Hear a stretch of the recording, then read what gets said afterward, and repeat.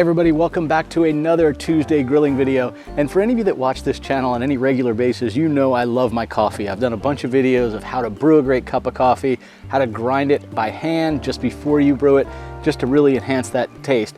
And one of the things I've been playing with over the last several months has been roasting my own coffee beans. And I've been wanting to make a video of this thing for a while, but I really needed to make sure I had the process down and understood some of the flaws that you can run into, so I can share those with you and maybe give you some tips on what might have happened if you go through this process and your results aren't exactly like this. This has been a lot of fun. If you're a coffee fan, first of all, there is nothing as good as fresh roasted coffee that's hand or fresh ground and then instantly brewed in whatever your preferred method is. I tend to use a French press. And the interesting thing is it's really not all that hard. We're gonna do this in a cast iron skillet with a little metal whisk. You'll need that. You'll need some kind of a little screen. I'm just using a little sieve kind of thing. And that's really at the end, we're gonna put the beans in that and whisk them around away from the heat just to stop the actual cooking process. You're also gonna need green coffee beans. Green basically meaning unroasted, and you can order them online. You can probably get them if you have a local roaster or a local kind of specialty coffee shop. You can likely buy green beans from them. Just talk to them. They'll usually even let you either order some or they'll sell you some of theirs if they roast their own. And then the last thing is, it's a little optional, but I really recommend it, and that is a little kitchen scale. You could do this without the scale, but I will say if you're into this, right, if you want to try it and you want to sort of understand a little bit of the science behind how these things end up roasting, it's really good to know your weight prior to cooking and your weight after cooking. So I'll be using a scale for this, and I'll show you all the steps to this. It's really not all that hard. The interesting thing is different beans, different humidity, different temperatures, different scenarios. When you do this will mean there's going to be slight variations in this. So I'm going to give you methods to check the amount of time you're roasting that goes beyond just a temperature and a time, because frankly that temperature and time could be different depending on where you are, what your elevation is, the humidity level, all those things play into it. This is going to be a fun one. Tell you what, let me get the table set up right here. I'll zoom in, I'll show you all the steps to getting this prepped. And because this is a grilling channel, we've been doing it all out here on the grill, which is really cool. One, I'd recommend you do this outside, and I'll talk about why when we actually start roasting it. But a grill's a great way to do it. All right, so the first thing we probably ought to talk a little bit about is the coffee. And if you're ordering online, there's a couple things you might want to think about. If you look for your coffee that is what's called Q84, that's a standard rating, and it typically means it's organically grown and it comes from like sustainable farms. If you're into that kind of stuff, it's sort of an indicator of the quality. Now green coffee beans are very interesting. I'm going to zoom in and kind of show you some of these, but green coffee beans, honestly, when I smell the bag, it reminds me of the smell of like shelled sunflower seeds. That's kind of what it smells like. These are hand-picked, and then they're typically laid out and dried in the sun.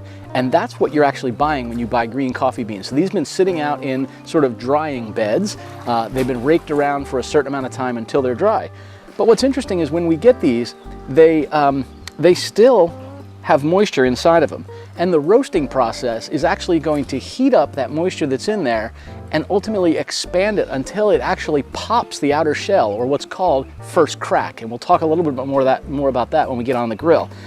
That's the point in time when we are close to being roasted. That is typically a light roast. So we'll talk about that timing in a few minutes. But take a look at the difference in these beans. You can just see the difference in size alone between a unroasted bean and a roasted coffee bean. Now, we're gonna do this in a pretty easy way. I'm gonna start with 200 grams of coffee. Now, I typically do these 100 grams at a time, and I do them in small batches. 100 grams lasts me for about 3 or 4 French press pots. What I've been noticing is I like to roast it on the weekend and then use it through the week. It's not lasting me through the week, so I'm gonna do 200 grams today. So I've got my scale here. I do like to set it to grams just because it's a more granular measurement than ounces, and really what we're looking for is the delta, not so much the exact weight. So I'm gonna put a little measuring cup or vessel on here, zero it out, and just pour in 200 grams.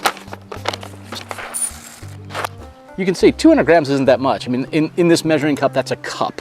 But again, go by weight. I think it's a much better way to do it. And because we're going to be heating this up until we remove that moisture and it cracks, I'll lose about 15% of the weight here. So I like to guess at this. Typically when I've been doing 100 grams at a time, I end up with a fully roasted coffee of about 85 grams or so. So my guess is I'll end up with about 170 grams when we're through. So it's gonna be fun. We'll measure that and we'll check it out. So we're starting with 200 grams. Another thing that's really good to have are some really good grilling, barbecue, or welding gloves, or even pot holders. We are going to be keeping that iron skillet moving often, and we want that iron skillet to be at about 350 to 400 degrees most of the time. So these are really handy to have. Also, if you have a fairly long-handled whisk, that's a really good idea too. It's gonna get warm doing this over the top of it. So let's check the temperature on the grill. We'll bring our beans over and we're gonna start roasting. By the way, this whole thing's probably gonna take somewhere between 12 and 20 minutes depending, okay? It gives you an idea on how long it takes. Let's go to the grill.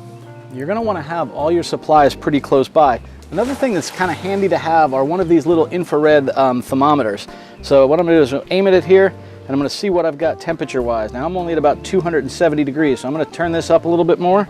All right, while this heats up, I'm gonna rearrange the camera and I'm gonna aim it just down at the pan so you get a good view of what it looks like in the pan as you go through this. And specifically, I'm gonna try to record the sounds that you need to listen for. Something called first crack, and I'll explain a little bit more about that as it begins to roast. So we're gonna start by dropping our coffee beans right in there. And I like to start a timer as soon as I do that. I record all these numbers down, how long it takes, just so I know. I'm just gonna shake those out in a nice single layer here.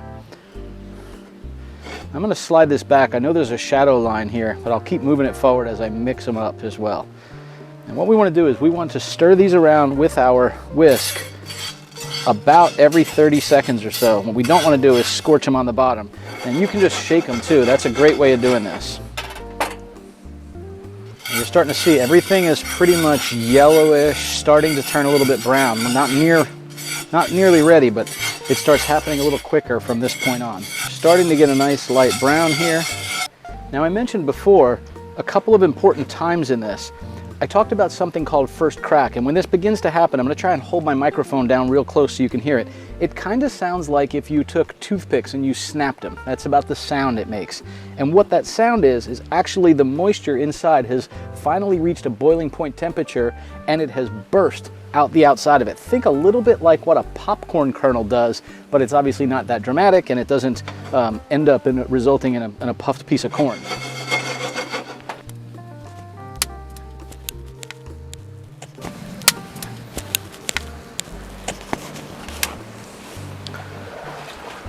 All right, hopefully you could hear that cracking. That's the sound of first crack. Now, that first crack will last somewhere between 1 to 3 minutes, depending. Now, you want to definitely keep this moving the whole time now.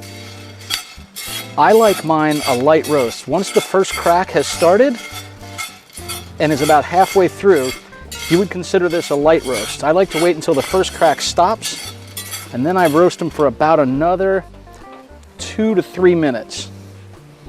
All right, as I mentioned, I'm just a couple more minutes past this first crack. I'll take it off the grill here, and I'm actually gonna do this out here where the breeze is blowing a little bit, just to get some of that chafe off of there. This is why you don't wanna do this in the house, as you can imagine. That would make a mess. Doing it on the grill is not bad. If you crank the grill up real high, it basically just burns all that stuff off. You can actually see it kind of burning up. Now what I'm gonna do is I'm gonna take my little sieve here and I'm just gonna pour these beans right into it. And turn off my grill. I'm gonna shake this around a little bit. I like to use the whisk. And the idea is I'm trying to get some of that chafe out of there, and you can see it. I don't know how well you can see it. Get it in front of me. You can see it going all over, but I want to be really careful I don't lose any of these beans as well. I did take that one bean that I grabbed out about 2 minutes ago, and I popped it in my mouth and I just chewed it, bit it. And what I'm looking for is to make sure it breaks apart very easily, and it did. It's exactly what we wanted to see. And if you're not sure what that should feel like, get yourself a regular roasted coffee bean, a whole bean at home, and just bite it. That should be the consistency. Or if you've ever had chocolate-covered coffee beans, you kind of know that crunchy consistency of a roasted bean. And you can see my color here is something between a light and a medium roast. Let's see what our final weight is after roasting. Remember, we started with exactly 200 grams. Oops, I dropped one bean. So this has been really pretty consistent that I lose about 15%. So at 200 grams, that would be 30 grams, which should put me at 170, and I'm sitting at 167 grams. I probably dropped maybe, I don't know, it could have dropped 5 or 6 beans, which might equate to 1 gram as well. Anyway, that is good stuff. And I'm gonna go ahead and do this just so you can hear it a little bit with the microphone. I did this with one before when I was testing to see if it's done. That's exactly the crunch you want. And it should taste like roasted coffee. Now, I really like Papua New Guinea coffee. It has a great flavor to me. I think this feels pretty good. It's breaking the way I want, and you can really see the color. Let me show you a little bit of a before and after. I'll put them right down here on the table in the sunlight so you can see it. And there we go. You can really see the difference between the green beans and the roasted beans. Well, I really do hope you enjoyed this video about how to roast your own coffee. Remember, don't pay too much attention to the time and the temperature. You definitely want your pan between 350 and 400 to 425 degrees. And you want to cook it until that first crack. When that first crack starts and then stops, that's at a light roast. If you go another couple of minutes, you'll be at a medium roast. If you get to a second crack, which is a quieter sound of those sort of breaking toothpick sounds, it sounds maybe a little bit more like a fire burning in the distance, that kind of crackle, versus the popping sound of the toothpicks breaking, that first crack. If you get to that, at that point, you're at a dark roast. And if you just go a couple of moments past that, you'll be at espresso. Anything beyond that, you're probably gonna get too roasted and it will just be bitter. It won't taste good. So I actually like mine somewhere between a light and a medium roast, or blonde, if you will. That's my favorite ones. As I mentioned before, I prefer that sort of Central America, Nicaragua, Honduras, Costa Rica region, or in this case, Papua New Guinea. Hope you guys enjoyed this video. We'll see you next Tuesday for another grilling video, where I hope we also uncover something a little bit unique. I hope you guys enjoy these ones that are a little different than just smoking a brisket out on the PitBoss. Bye, y'all. Safe and happy roasting.